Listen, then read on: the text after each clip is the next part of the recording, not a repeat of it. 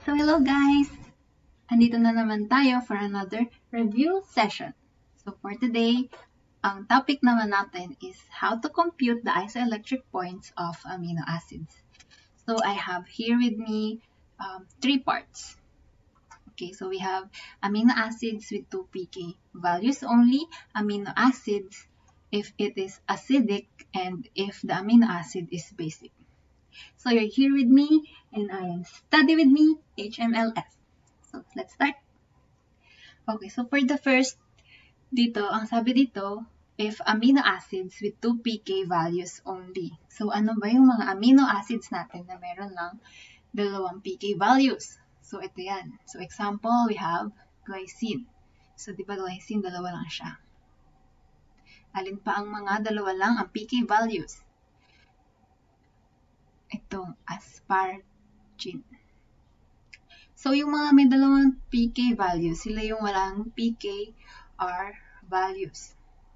So, let's start. So, example, if gusto natin kuhanin ang isoelectric point ng glycine, so Pi, if naalala nyo, ang formula for Pi is the average ng pK values.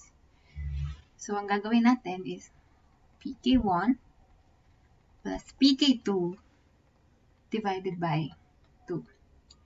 So, kukuhanin natin yung value ng glycine based sa table. So, meron tayong 2.34 at 9.6.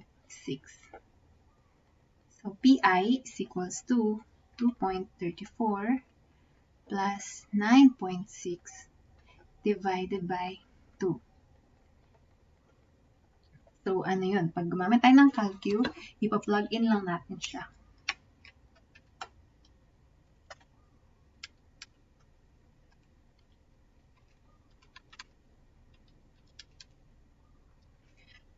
So, ang isoelectric point ng glycine natin is 5.97.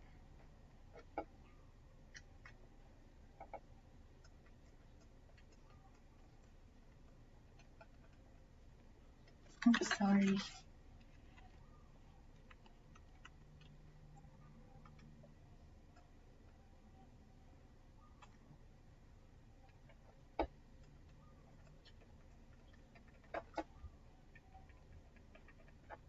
Okay, kuha yun? Okay, next. So, if the amino acid naman is acidic in nature, ang gagamitin nating formula ay pKr plus pK1 divided by 2. So, it is the average lang ng pKr at pK1. So, ano bang mga acidic natin na amino acid? So, di ba we have 2? We have aspartic acid or aspartate at glutamic acid or glutamate. So, ngayon, ang gagamitin nating example is the aspartic acid or aspartate. So, di ba tatlo yung values niya? pK1, pK2, at pKr. Pero based sa formula natin, di ba, ang gagamitin lang natin is the pKr at pK1. So, ito lang. And ito. So, we just have to get the average lang din nung 2 pK values natin.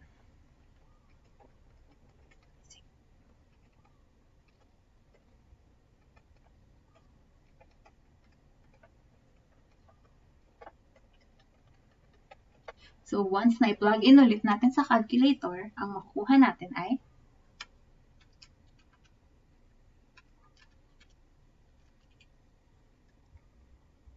2.765. Usually, sa ibang school, ang gusto lang nila is 2 decimal points. So, pagka ni-round up natin, magiging 2.77. So, yan ang isoelectric point ng aspartic acid. And then lastly, meron naman tayo ngayong amino acid na basic. So, di ba, ano nga ba ang mga alam natin na basic na amino acid? So, di ba, meron tayong histidine, meron ding lysine, at arginine.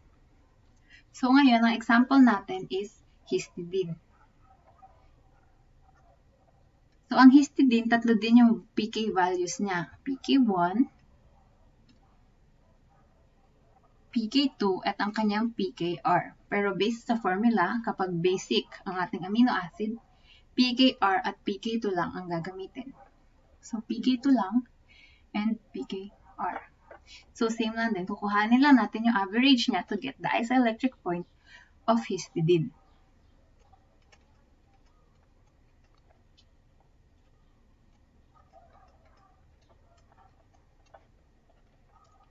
So, if ipa-plug in natin siya sa calculator, ang makukuha nating isoelectric point ay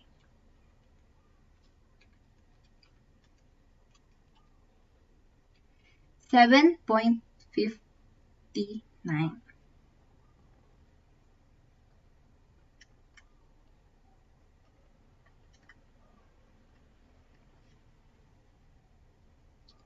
So, itong mga isoelectric point or isoelectric point values natin, mag-vary siya depende kung ano yung ginamit nating reference.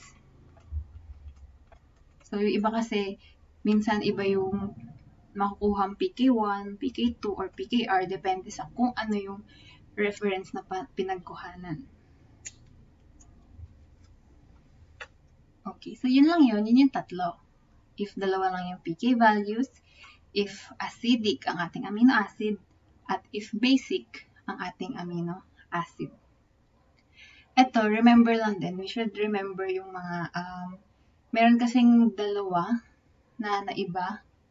So, kapag tyrosine ang amino acid at hiningi ang isoelectric point niya, ang formula na gagamitin is PK2 plus PK1 divided by 2. Kapag cysteine naman, ang formula na gagamitin ay PKR plus PK1 divided by 2.